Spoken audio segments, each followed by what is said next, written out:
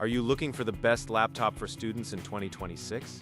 With so many options available, it's easy to spend money on a laptop that looks great, but doesn't actually fit your needs. In this video, I'll show you the best student laptops across different budgets, from affordable options to premium machines. We'll compare performance, battery life, portability, and overall value. What should students look for? Before buying a laptop, focus on these 4 essentials. At least 16 gigabytes of RAM, a 512 gigabytes SSD or larger, battery life of 8 hours or more, and lightweight design for carrying between classes. Experts consistently rank battery life and portability among the most important features for students. Let's start with the best laptop for most students, Apple MacBook Air. If your budget allows it, the MacBook Air remains one of the best laptops for students. Why?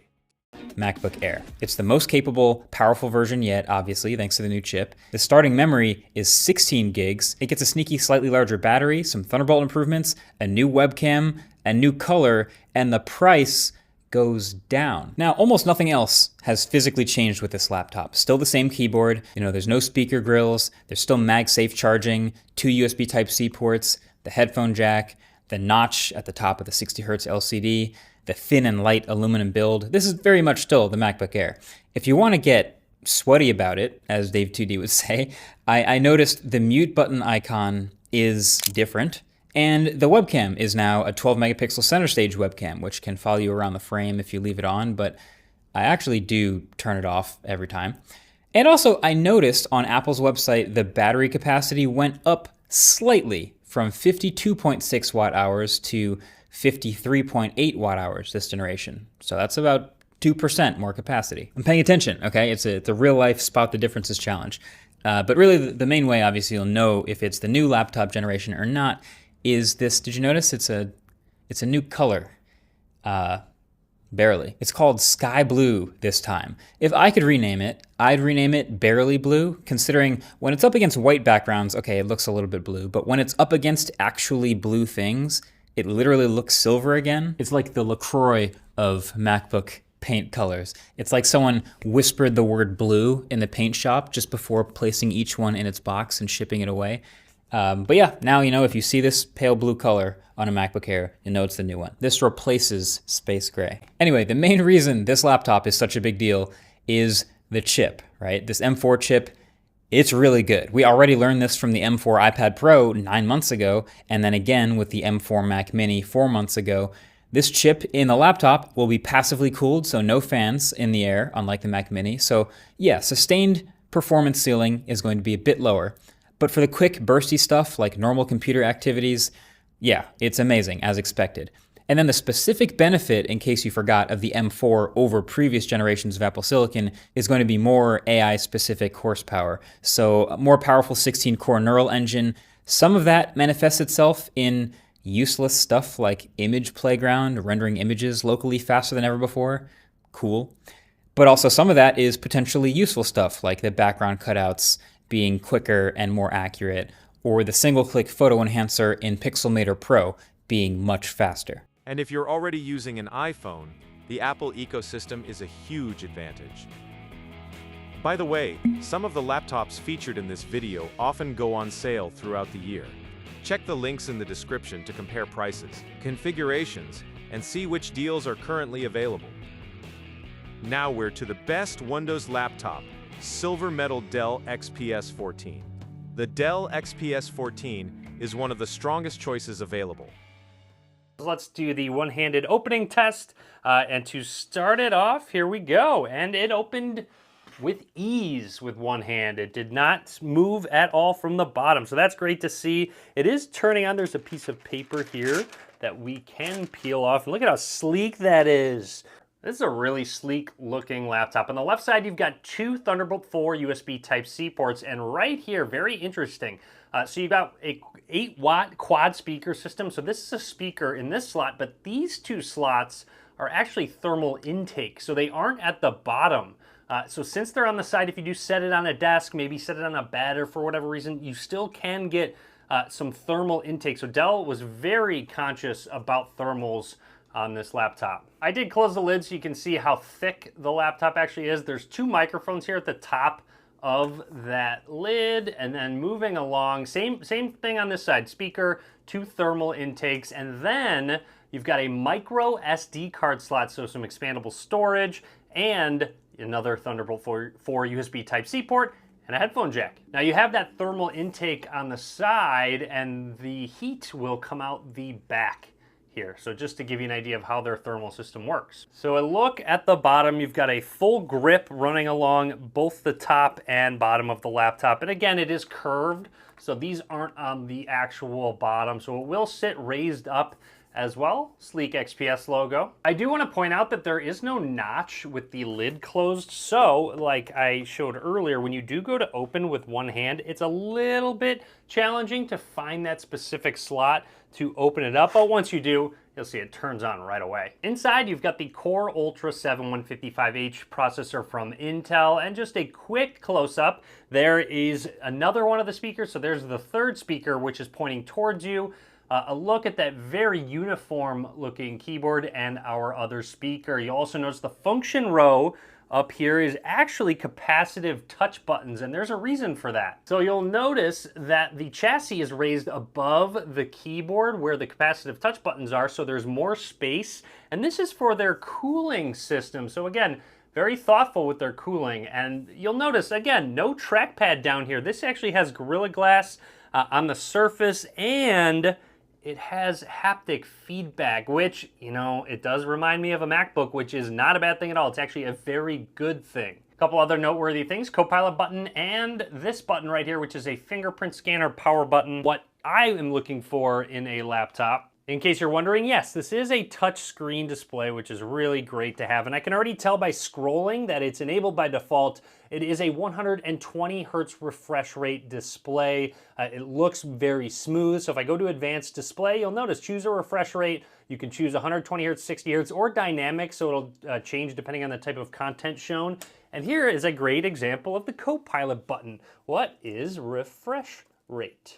Let's just do a quick search where I don't need to open up a browser or anything, and it says refresh rate is how often your screen can display an image per second, and it's measured in hertz. You can read through that if you'd like to, but really nice to have for just quick queries. A quick note, this laptop has Windows Hello support with that fingerprint scanner, but also facial recognition. Let's set that up because there's actually a really cool feature with this Windows Hello.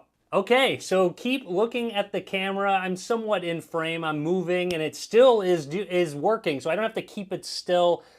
You most likely will have to, but anyways, a couple more things. Also, you can automatically dismiss the lock screen if Windows recognizes your face. That's just an option. So this brings us to the My Dell app, where you can customize and set up a lot of different things, but for now I want to talk about presence detection. So it can detect when you look away, so it will dim the display and save power. Walk away lock, we're gonna turn this on. Set lock timer 60 seconds, we're gonna do 30 seconds, and then wake on approach. When you approach, it can actually wake your PC. So what I'm gonna do is I'm gonna walk away for I'm gonna count to 30 and I'll come back. So I'll obviously speed this up. So I'm walking away now. Okay, hopefully my microphone stayed connected. I walked away, I'm coming back, I'm here now. Oh my gosh, look at that. And boom, my face gets recognized. That was awesome. Cool feature. We'll touch on some more of these software features in just a second, but now I want to switch back to the hardware. So first of all, this touchpad, you'll notice there's no lights or really any indication of where it starts. You can just sort of reach towards the middle and it's comfortable. I don't necessarily need any guidance or feedback. Let's see if you can hear this, if the mic can pick it up. Okay, so hopefully it picked that up, and just some really nice feedback, which you can customize. So if we do go into settings, the intensity, okay, you can turn it down to 0 or all the way up to 100, and 100 is too strong for my liking. I actually really liked it at 50, so I'm just going to keep it at that. You can have 3-4 finger gestures and your taps as well. So tap with 2 fingers is your right click, tap twice to drag and multi-select. So a lot of nice little shortcuts and gestures. As always, a quick typing test. Before that, I want to point out that the texture on the keyboard is a little grippier than most laptops that I use. It's kind of a nice soft touch feel with a little bit of grip. But let's do a quick audio test.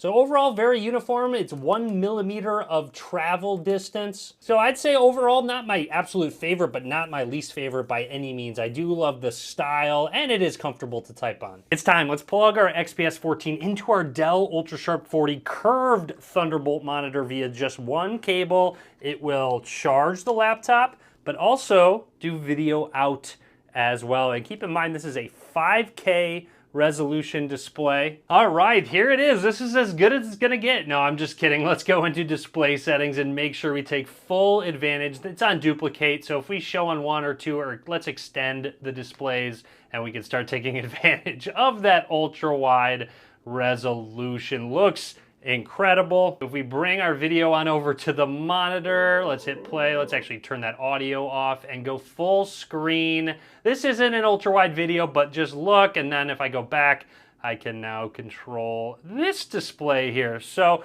again, really nice via one cable. Plus, I've been using this monitor for a while. Highly, highly recommend. And let's press our escape key on the capacitive touch bar, which is kind of interesting, actually. I haven't decided if I really like it. I like it for the thermal reason that they use it for. You're going to have to sort of look before you press. It's not going to be a muscle memory type of thing because there's no clear indication and difference. Let's go back to that My Dell app and talk about a couple things. First of all, color and display. So there are color profiles that you can add and customize on your own. Brightness, contrast, black, level, temperature, gamma.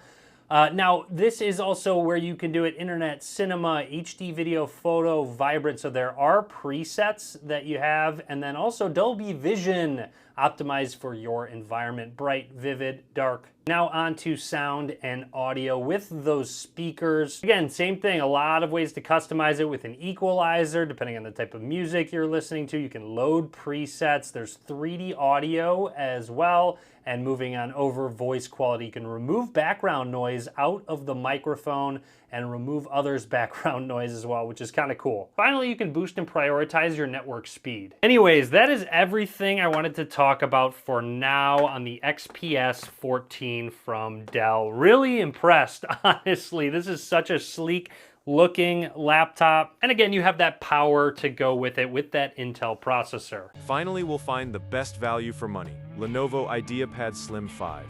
For students who want the best balance between performance and price, the Lenovo IdeaPad Slim 5 is a strong contender.